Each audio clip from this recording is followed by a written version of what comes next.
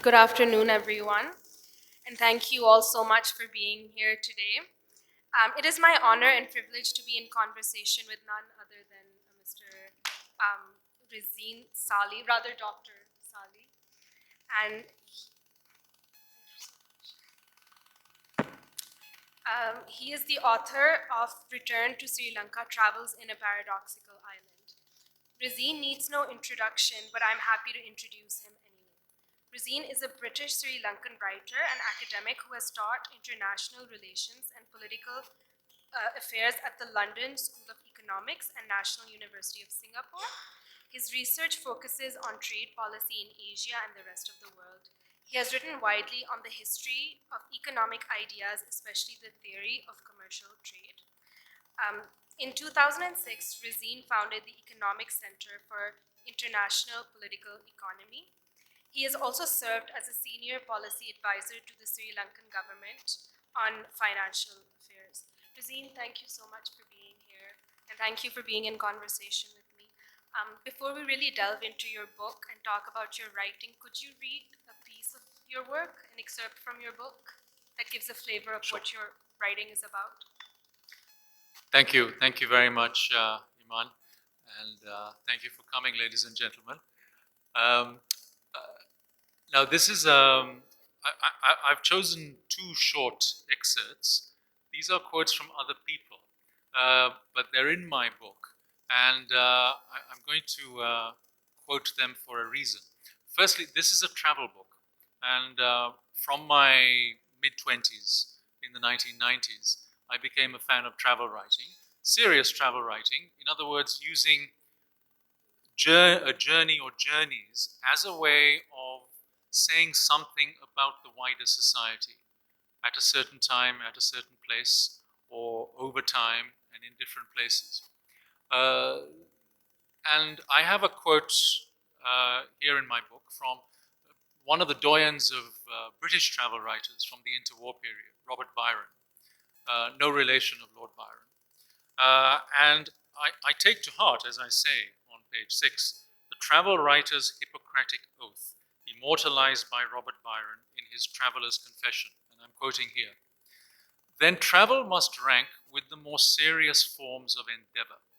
Admittedly, there are other ways of making the world's acquaintance, but the traveler is a slave to his senses.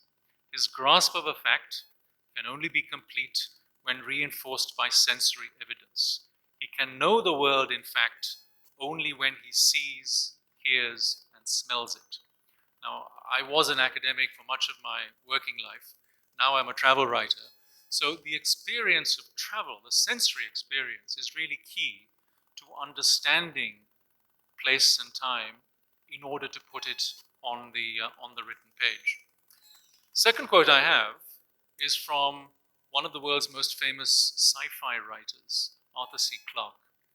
Many of you will have heard of and maybe even read Arthur C. Clarke. Now, Arthur C. Clarke was Sri Lanka's most famous expat in the second half of the 20th century. He lived there from the 1950s until he died, a good half century later. And this quote I often quote in book talks because it provides a sort of essence, a summing up of the beauty of Sri Lanka.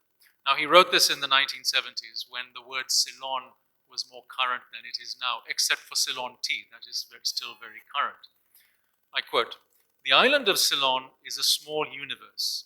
It contains as many variations of culture, scenery, and climate as some countries a dozen times its size. What you get from it depends on what you bring. If you never stray from your hotel bar or the dusty streets of westernized Colombo, you could perish of fulminating boredom in a week, and it would serve you right. But if you're interested in people, history, nature, and art, all the things that really matter, you may find, as I have, that a lifetime is not enough. There are islands in the Pacific, perhaps more lovely and more temperate than Ceylon, but they have no culture, no sense of the past, nothing to engage the intellect. Ceylon offers far more than the empty, mindless beauty that lured Gauguin to his destruction. It has 2,500 years of written history and the ruins of cities that were once among the greatest in the world. Thank you for that. You mentioned Ceylon and Sri Lanka in your book as if they're two different places because Ceylon is imagistic, it's got gorgeous seascapes, landscapes, and Sri Lanka is a country or an island that's been embroiled in a lot of turmoil and economic topsy-turvy. Do you think, in your view, that they're kind of different places in a sense? Um, well, inevitably. Now, Buddhism, of course, is the majority religion of Sri Lanka. It's the religion of 2,000 of over 2/3 of Sri Lankans, and one of the three foremost characteristics of Buddhism is anicca in Pali, which means impermanence. So things change all the time. Everything flows. Colonial Ceylon was a mixed bag. I wouldn't want to paint it as some kind of romantic ideal. And modern Sri Lanka is very different. So I think what I try and do in my book, through my travels and through my encounters, is to trace the continuity as well as the change. And it comes in different mixes depending on where you are and what time you're in. Well, certainly. When you mentioned Ceylon and when we read your book, you mentioned Ceylon as the model colonial state that had done far better and was more equipped to self-govern compared to other colonial nations such as India or Pakistan. What happened? Well, it is true that compared with other colonies, British or otherwise, Ceylon was considered a model colony. Uh, it achieved independence without a drop of blood being shed, quite unlike India and Pakistan. And the prognoses for Ceylon circa 1950 were excellent. They were much more pessimistic here and in India. So the question is, what went wrong in Sri Lanka, leading up to a 25-year-old civil war, and then the severe economic crisis that we had just 2 to 3 years ago? I would sum it up thus. I think there are three main reasons. Firstly, with independence, the majority community, the Sinhalese, and particularly the Sinhalese Buddhists, of course, acquired a political majority and political control. And they used that to destructive effect. So the new elite, the new political elite, played the religious card and the race card against the minorities. And that was, I think, probably the primary factor that led to civil war. And it was also a crucial factor in the rule of the Rajapaksa dynasty that ruled Sri Lanka for almost 20 years until just a couple of years ago. So that's the first point. Second point, I think, has to do with economic policy. From the 1950s, in my view, Ceylon, as it then was, followed the wrong economic road as opposed to the right economic road. And there was a choice. Let's say Sri Lanka could have gone down the East Asian route of being relatively open to the world, of industrializing sensibly, of globalizing, and attain the kind of living standards that, say, Malaysia has today, which are about 5 times what they are in Sri Lanka now. Instead of which, it went down the Indian stroke South Asian route of protectionism, of heavy state intervention, of crowding out the private sector. I think that sacrificed about 2 generations of Sri Lankans, as it did in India, as it did elsewhere in South Asia.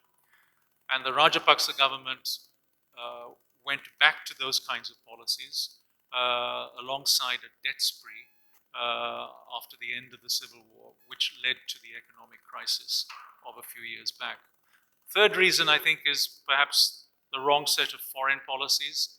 I think Sri Lanka, going back to the 50s, could have had and continue to have better relations with the West and better relations with India. Under the Rajapaksas, it became lopsided. It became too dependent on China at the expense of relations with India and the West. We don't have the kind of global supply chains with private sector companies from the West that East Asian countries have. That's one sacrificial victim of these policies. But to put it in a more writerly sense, more impressionistically, I'd also say this, and this cuts across the, if you like, the three more policy reasons I've given. How many of you have been to Sri Lanka? So those of you who have been, particularly to the wet zone of the country, you've seen how green and fertile it is. Coconut trees swaying in the wind, coconuts dropping from trees, catching fish out of water. The terrain lends itself to human complacency. And pervasive complacency, I think, has always been a problem in Sri Lanka. There's a quote from Horace, from his odes that I have in my book. Happy is he to whom nature has given with a sparing hand. Sri Lanka has been given an abundant hand. That breeds more complacency than a kind of get up and go attitude. That's a perennial problem. Thank you for that. It was a really excellent overview of Sri Lanka's panoramic past and present. What really intrigues me about your work is actually the title of the book, in which you call Sri Lanka a paradoxical island. What do you mean by that? Well, as you say, Iman, it's the subtitle of the book. Yes, so this is in one of the last chapters. I say, my abiding impression is of a heaven and hell country, often convulsed and sometimes consumed by its own extremes. Sri Lanka's glaring paradox is its mix of beguiling tourist charm. Hermann Hesse, the German-Swiss writer, called it Paradise Island with its fern trees and palm-lined shores and gentle doe-eyed Sinhalese, and astonishing record of violence. So the common tourist encounter with Sri Lanka is, how come such an island, blessed with its natural bounty and with such smiling people and with the world's most specific religion, Buddhism, how can it have this dark side of astonishing and extreme violence, including a 25-year civil war and 2 bloody uprisings in the Sinhalese South in the early 70s and the late 80s? Well, my answer to that is firstly that it's not new. Sri Lanka has ancient and medieval paradoxes in addition to modern paradoxes. So if you go back to the ancient Sinhalese Buddhist kingdoms centered around the cities of Anuradhapura and Polonnaruwa, those of you who've been to Sri Lanka, some of you may well have visited the ancient sites. These kingdoms are blood-spattered, extreme bloodletting among successive kings. There was one of our 4 queens went through any number of husbands and boyfriends, murdering each and every one, but surviving herself. My editor, when she read that for the first time, in the margin wrote, "Good for her." My editor's a she. My editor was a she. So there's that. And then there were the Western encounter. The Portuguese experience in particular was extremely bloody. But at the same time, if you look at those very ancient kingdoms into the more modern period, you see a wealth of religious pluralism and syncretism. So Sinhalese Buddhist kings, ancient as well as more recent during the Kandyan kingdom period, had a pretty strong record of religious tolerance. For example, giving refuge in the Kandyan kingdom, giving refuge to first Catholics and then Protestants, Catholics in particular, who were oppressed by the Dutch and earlier. There's that. Sinhalese kings imported Tamil Hindu brides from South India. They had Brahmins officiate at court, doing court rituals. There were very strong Tamil trading communities from South India who dominated trade in the ports and had strong representation in the royal capitals. And religious syncretism with it. If you go to a typical Buddhist temple in Sri Lanka, you'll see a Buddha statue, and very close to it, a Hindu god that's been turned into a Sinhala god, with a pretty clear division of labor. You can't ask worldly favors of the Buddha, but you can to one of the gods that were originally Hindu gods. So you have that that that that tradition, which is still alive, of religious syncretism and pluralism, alongside the violence that I've described. Another paradox: Sri Lanka is possibly, if not the most culturally hybrid, one of the most culturally hybrid countries in Asia. Partly because of Sinhala Tamil mixing over the millennia now, but also because of its geographical position, being in the center of the Indian Ocean and open to trade. So Christianity came by the sword, but also by foreign conquistadors who wanted to trade under their own terms. Islam came to Sri Lanka, by the way, by trade rather than by the sword, very different from the North Indian and West Asian experience. So you have, through that combination of Sinhala Tamil mixing and international trade, a very culturally mixed hybrid country, which I think is one of the strong points about Sri Lanka. But alongside that, particularly in modern times, you have ethno-nationalism that starts with the marriage of Sinhala nationalism and organized Buddhism, which took on a more virulent form after independence. But you see a kind of mimicking of that, particularly during and after the Civil War, among some of the minorities as well. So within Hinduism in Sri Lanka, you have a strain, particularly in the Jaffna Peninsula, to isolate itself from the rest of the country. The term used for that is peninsularity of mind, referring to the Jaffna Peninsula in particular. I was born and brought up as a Muslim in Sri Lanka. About 10%, just under 10% of Sri Lankans are Muslims. In my childhood, what I experienced was, I think, a quite typical South Asian type of Islam, which was very open, which had a strong tradition of Sufism. My father's, when it came to family, it was about religion, but nearly all his friends were not Muslims. There was a pretty free and easy mixing. A lot of that has changed, and there is a minority strain, I emphasize a minority strain, in Islam in Sri Lanka, which has become more Wahhabist and Salafist. So you see a different kind of dress, a different kind of attitude, and also a greater insularity vis-a-vis other Sri Lankans. You do talk about in great detail about Sri Lanka's multicultural heritage and how religiously diverse it was. But the Sri Lankan Civil War was an ethnic conflict. It did start off as an ethnic conflict. So you too are, in a way, a child of migration. Your mother is Welsh, and you moved to the UK in the 70s. And in your book, you did mention that you sort of deviated or distanced yourself from your religion, Islam, and maybe in a way, maybe even your culture, because you didn't maybe go back and forth to Sri Lanka.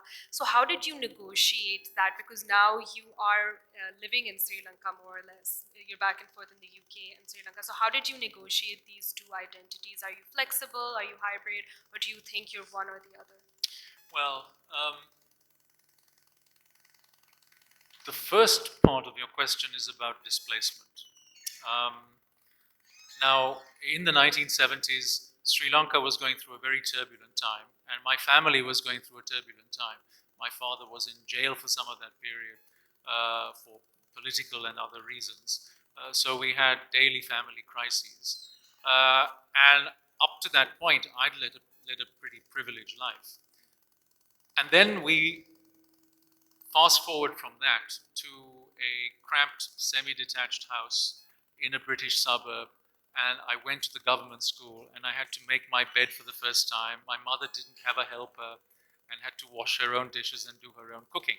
So you can imagine, well, the psychological difficulty involved. So that felt like a tough time to me. Back and forth every year, changing schools in total 13 times. As a consequence, I have very few friends from my school days. But I think what that experience taught me was a certain conditioning that formed my adult character in large part. Firstly, I felt I had to grow up very quickly. I didn't have, in quotation marks, a normal childhood. So I got used to coping with displacement and the odd crisis. Secondly, this back and forth developed a sense of detachment in me. So wherever I go in the world, I feel like an outsider. Now that has its disadvantages.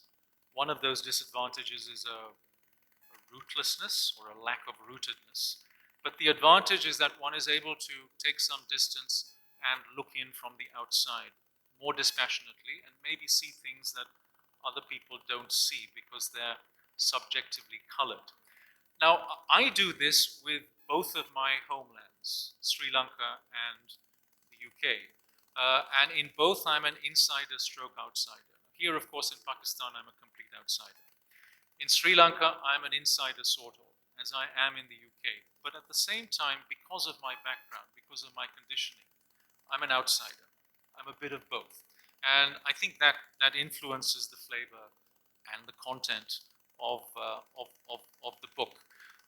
So identity for me is fluid and pretty complicated, and it has changed over the decades. When I left Sri Lanka in the 70s and came to this strange country with a terrible climate, with cramped interiors, with no showers, but people having baths in self-soiled water. I couldn't make any sense of that, and not having baths that often, seemingly.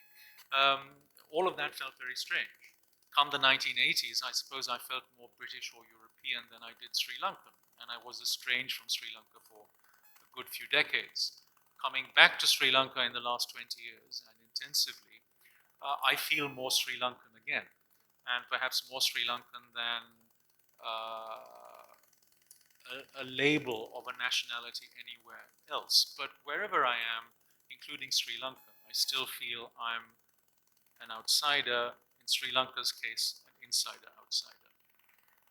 That's very interesting that you sort of explain that otherism that you feel in different countries wherever you go. But that's also what's more interesting is you're able to detach yourself from a place with that feeling of rootlessness. My sort of question to you, sort of my last question to you is rooted in your childhood. So, sort of, your father was the manager of a very elite colonial hotel, Hotel Mount Lavinia, and you had a very elite upbringing. You went to elite schools in Sri Lanka, and your father lost all of that, and then you moved to the UK, and that sort of you became a news junkie. Then you began to read Newsweeks and Time magazines and all of that. Did that also, your father's financial misfortunes, did that sort of pique your curiosity or sort of encourage you to become an academic? Yes. Well, I think I acquired political consciousness at the age of about 6 when the CID in Sri Lanka raided the family house and raided my father's office at the hotel. And then they took him away. And then followed a 6-year court case, at the end of which he was sentenced to 2 years in jail. And he was only released because the government changed after the general election in 1977. So politics impacted my family in a very direct way from the age of 6 until I was about 12. And I think it was that experience and the everyday experience of Sri Lanka, where people talk politics all the time in an armchair sort of way, fed into my political consciousness that developed in my later teens and then my 20s and so on. So I became a news junkie, and I went to the London School of Economics, studied economics, and ended up teaching in an international relations department and writing about policy issues. And even as I'm a sort of retired economist now. Policy stuff is not something I do the way I did. I'm a full-time writer now, and a travel writer specifically. But even when I do my travel writing, as I did in my book on Sri Lanka, and as I am doing with my current project, um, politics, political economy, international relations are very much at the forefront of my mind. It's just that I'm writing about it in a different way, hopefully in a way that's more accessible and enjoyable and stimulating to the general reader, rather than writing for a handful of other academics in unintelligible language. I guess I'm sort of done with all my questions. I really enjoyed speaking with you and learning about Sri Lanka, learning about your personal history, and your travel log was excellent. I'll open the floor to one question if there is any, if there are any questions. No, I think that, oh, is there a question? Yes. Can he get the microphone? Well, thank you very much. I just have one observation. You know, there was a lot of discussion on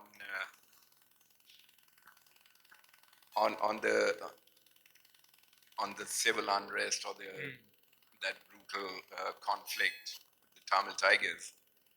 I had the honor to represent my country in Sri Lanka, and once we were sitting with President Chandrika Kumaratunga, and she, thinking loud, she mentioned that generally ancient civilizations do not end up going to war so easily.